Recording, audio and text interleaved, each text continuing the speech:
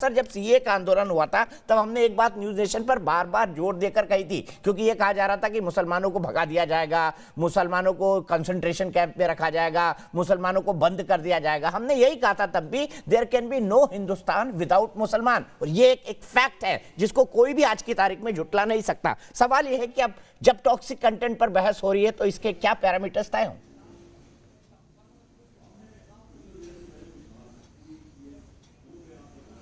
दीपक, आप as editor एक दुधारी तलवार पे चल रहे हैं। इस कंट्री में इसमें कोई दो राय नहीं है कि आइडियोलॉजिकल लेवल पे एक डिवाइड है, या तो उस तरफ है समाज या इस तरफ है। ये एक बहुत शिद्दत से, और ये हमारा किया नहीं है, ये मीडिया का किया नहीं हुआ है, ये अपना पॉलिटिकल सिस्टम होता है जो करता है, लेकिन कंट्री डिवाइडेड है आइडियोलॉजिकली।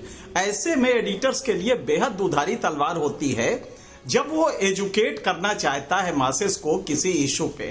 उदाहरण के लिए आप सीए का ले लें, चाहे तबलीगी कांग्रेगेशन का ले लें, जो 13 तारीख, 14 तारीख और 15 तारीख को हुआ था, 15 मार्च को। जाहिर है कि तबलीगी, बहुत अच्छा मनोज जी ने बताया, और मैं एक बात कहूंगा, चूंकि मैं चैनलों के कंटेंट को एनालाइज करता हूं, तो मैं आज ये कह सकता हूं कि न्यूज नेशन सबसे ज्यादा इसमें बैलेंस्ड रहा है। कई बार होता है कि बैलेंस्ड का मतलब ये नहीं होता कि हम उनको भी बैठाएं इनको भी बैठाएं, ये बैलेंसिंग है, बल्कि ये होता है कि उस कंटेंट को हमने कितना बैलेंस किया है।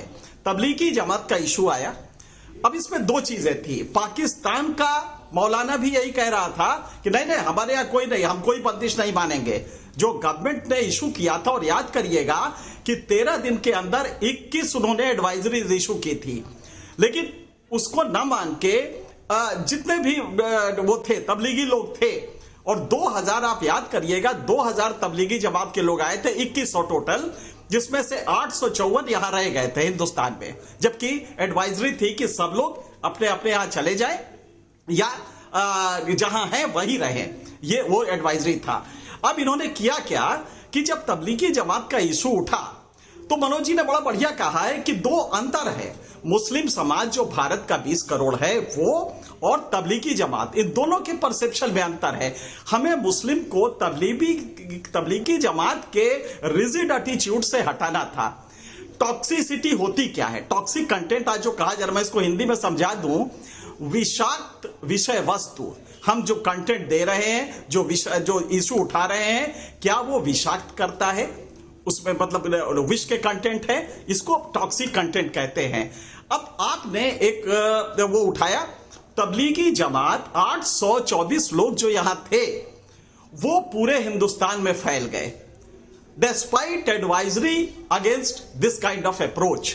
जब वो फैल गए तो अब हमारे लिए क्या कर्तव्य था? उधर से भारत में तमाम मौलाना यही कह रहे थे कि नहीं नहीं साहब, हम कोई ना मास्क लगाएंगे, हम कुछ नहीं, हम अपना काम करते रहेंगे, हमारा कोई कांग्रेगेशन नहीं रुकेगा।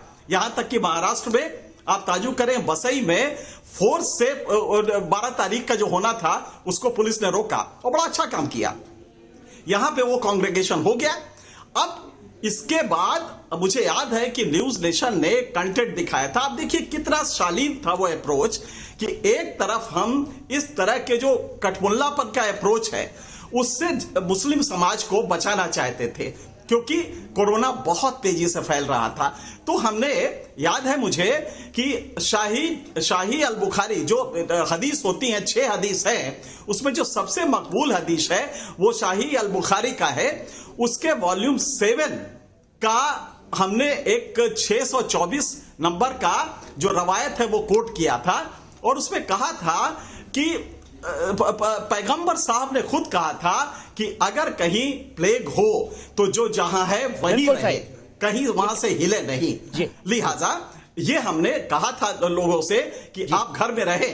मेरे ख्याल से इस तरह का बैलेंस जब हम करते हैं तो पर्पस ये होता है। अब हो सकता है कि मुल्लाओं को यह बुरा लगे, जो मैं एक बात यहाँ पे और जोड़ना चाहता हूँ सर, मैं एक बात यहाँ पर और जोड़ना चाहता हूँ, जब भी तबलीगी पर, लेकिन जो मुस्लिम समाज, जब भी तबलीगी पर डिस्कशन हुआ, उस तबलीगी डिस्कशन में कई बड़े बड़े मुस्लिम विद्वान, मुस्लिम इंटेलेक्चुअल, प्रोफेसर, एकेडमिशियन और साथ ही साथ जो सुप्रीम कोर्ट से जुड़े हुए वकील, वो ये मानते थे कि तबलीग की जमात जो कर रही है गलत है। वो बार बार इस बात को बोलते थे, लेकिन कुछ लोग ऐसे थे जो पता नहीं क्यों तबलीग की जमात का समर्थन करते थे, सब कुछ गलत होने के बावजूद।